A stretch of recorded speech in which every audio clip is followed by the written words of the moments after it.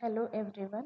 आज आपण या व्हिडिओमध्ये मनावर नियंत्रण कसे ठेवावे याबद्दल थोडक्यात माहिती ऐकूया.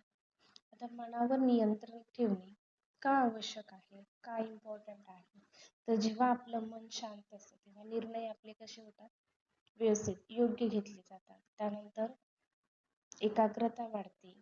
त्यानंतर जेव्हा आपलं मन शांत होईल तणाव कमी होतो, आत्मविश्वास वाढतो. त्यानंतर आपलं मन डिस्ट्रॅक्ट किंवा आपण काय म्हणतो विचलित का होतं, तर जास्त करून आत्ता आपल्यासोबत काय आहे, मोबाईल. म्हणजेच मोबाईल आणि सोशल मीडिया यामुळे आपलं मन विचलित होतं. त्यानंतर आपल्या मनामधले जे नकारात्मक विचार म्हणजे निगेटिव्ह थॉट्स आहेत त्याच्यामुळे आपलं मन काय होतं, डिस्ट्रॅक्ट होतं. त्यानंतर अतिचिंता म्हणजे एखाद्या गोष्टीची जास्त विचार करून काळजी करणं, ते म्हणजे काय, अतिचिंता केल्यानं पण आपलं मन काय होतं, विचलित होतं. आणि वाईट सवयी आहेत, म्हणजे आता ह्या वाईट सवयी आपण ठरवून नाही पण नकळत आपल्याकडे असतात, त्याच्यामुळे आपलं मन काय होतं, विचलित होतं.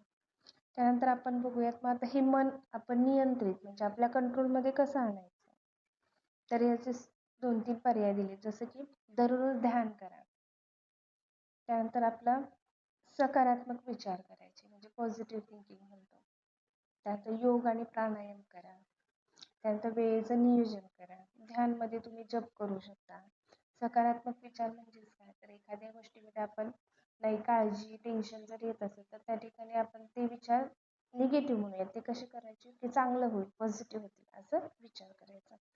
त्यानंतर योग आणि प्राणायाम करायचं. योग आणि प्राणायाम तुम्ही एकदा ट्राय करा, फक्त 5 मिनिट जरी केलात तरी तुमचं थोडा तरी तुम्हाला फ्रेश वाटतं आणि चांगले मनात विचार येतील. त्यानंतर वेळेचं नियोजन करा.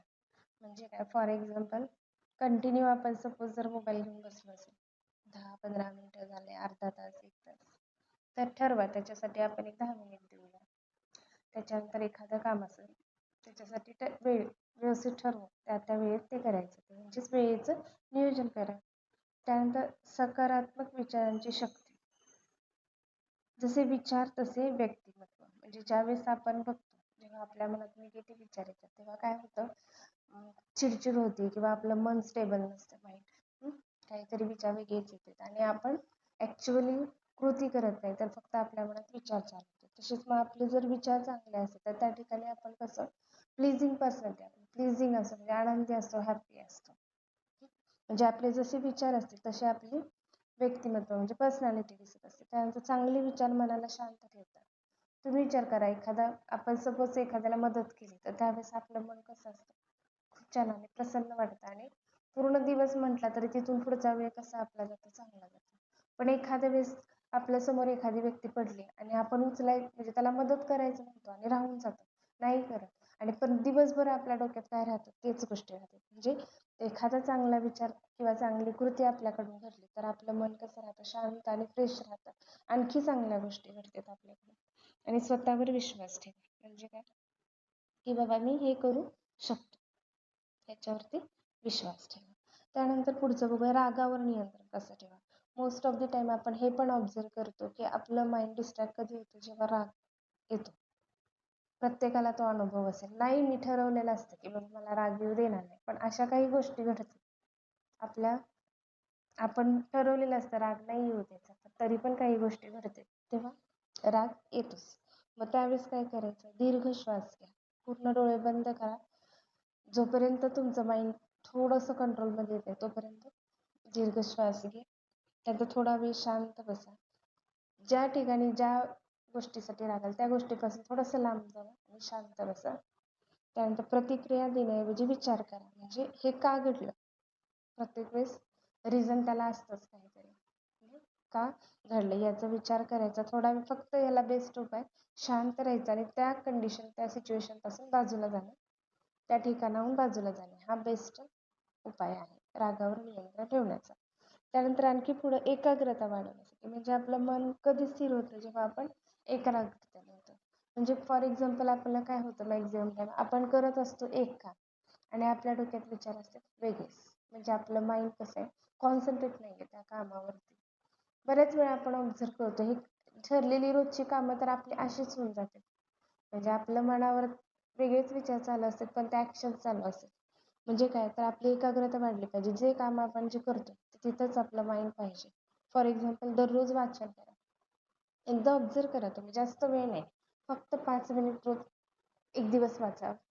दुसऱ्या दिवशी पण नाही, थोडे दिवस 5 मिनिटाचं ट्राय करा. म्हणजे तुम्हाला कसं वाटतंय, आपल्या माइंडमध्ये विचारांमध्ये थोडंसं एकाग्रता म्हणा किंवा चांगले विचार यायला सुरुवात होईल.